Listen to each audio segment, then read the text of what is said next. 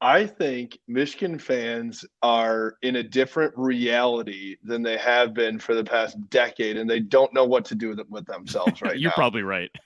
They honestly have no idea what to do with themselves, and I mean, you kind of have to like understand it a little bit. Like honestly, that we haven't had this type of success and gotten to this point of the year. So nobody knows how to act, and I think when if you go back a couple weeks, thinking that this team had a chance to go to the Big Ten championship and then go to the playoff, and it's all setting up as like they could be favored, in the first round of the playoff if they win on Saturday, right? Like that's kind of Absolutely. crazy. So I think that Michigan fans all of a sudden have this really big head, and quite honestly, I'm a little nervous because of it. Honestly, because I don't think this is going to be any type of cakewalk through Iowa. I think that it's going to be strength on strength in terms of Iowa's run defense and Michigan's rushing offense.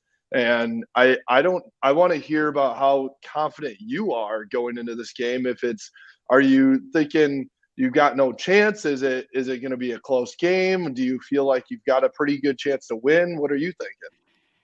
Well, again, I'm gonna refer back to Mark on this.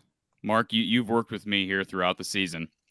Would you say that I typically lean a certain way as far as evaluating how I think a game is going to go? I mean, am I pretty much balanced? If I'm not feeling good about a game, I'm pretty upfront about that. If I feel it's going to be close or lopsided, I don't think I'm not a homer on everything, right? Not at all. I've gotten accused of being a hater. I think that your evaluation of this team has been very consistent in that you certainly have recognized the failings and the shortcomings of this team and knew them from the beginning. We're hoping that they would be corrected. They have largely been not been corrected, and you've certainly taken that stance. What did I say before the season? My two biggest concerns about this team were I said they were going to win the West, which they did, but my two biggest concerns were A, quarterback, and B, O-line. I've said that throughout before the season ever started.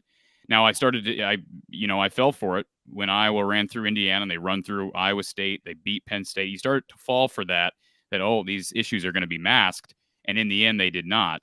But I guess I'm kind of roundabout going back to Justin's question. And I haven't said this yet on any of our channels, but for any Iowa fan listening, I'm going on the record now. Iowa's going to win this game Saturday. All right. I'm confident in that. And I don't, again, I don't normally. I am by nature a very skeptical, pessimistic fan, and I know that I fight that a lot because I'm frustrated. Go ahead, Mark. I'll go on my rant after you're done. Iowa's a 10-2 football team. I picked them to go 9-3. I think I was largely close. I don't remember the specific games. I picked them to win or lose. You missed on what games this year? So I'm just trying to nail down your prediction record, even though I believe you nailed their overall record, correct? I believe I actually had them at 9-3. 9-3. I had them losing. So if we're talking preseason predictions, of course, I go game by game preseason, and then as we go, I may change a pick.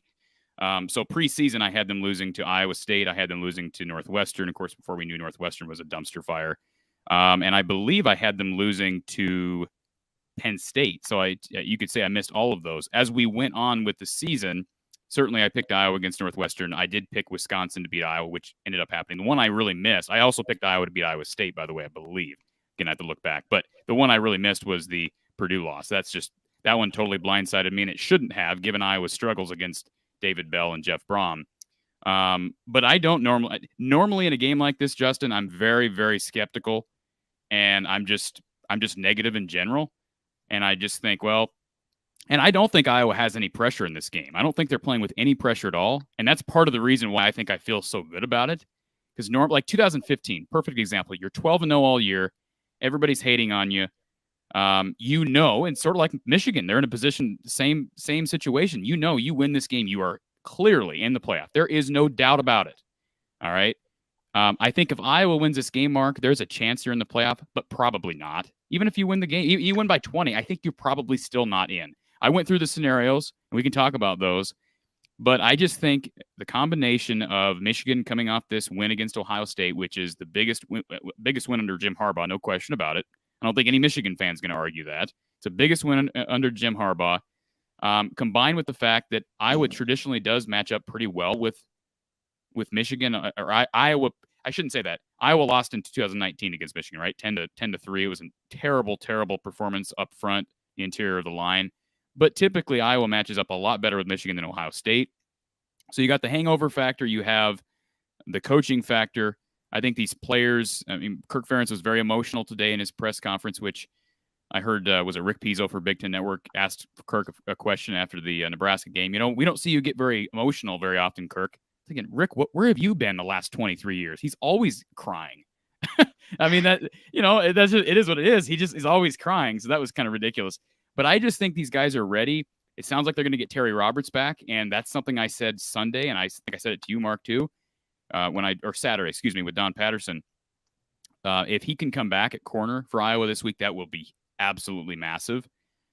Because, and I don't know that they'll do this, but one thing Iowa refuses to do against Wisconsin is to sell out against the run, which you should always do against Wisconsin. That's how Minnesota won that game, and they basically said, hey, we're going to put our corners on an island.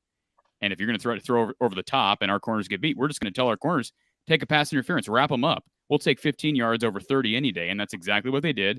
Worked to perfection. So this is what Iowa should be doing against Wisconsin every year. And for some reason, we refuse to adjust and do that. But I think Iowa has an opportunity this week to do that if Terry Roberts is healthy. I don't want that if Jamari Harris is on an island. But if you have Terry Roberts and Riley Moss back there, Matt Hankins ain't playing. But those two guys, I just have a good feeling about this. To me, this is the kind of game where Kirk comes through. And I could be dead wrong. I mean, I'm not, mortgaging my house or anything like that. But I think there's an opportunity for Iowa to shock a lot of people Saturday. No question about it. And that will be my prediction Friday night.